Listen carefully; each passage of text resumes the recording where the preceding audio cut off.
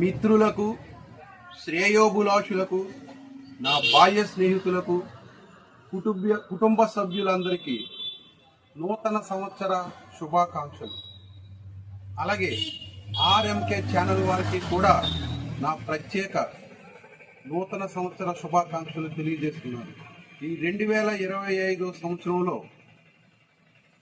అక్షయ building material వారిని, అలాగే మా వ్యాపార భాగస్వామ్యులను, మా వ్యాపారాన్ని అభివృద్ధి చేస్తున్న ఖాతాదారులకు ఇవే మా నూతన సంవత్సర శుభాకాంక్షలు.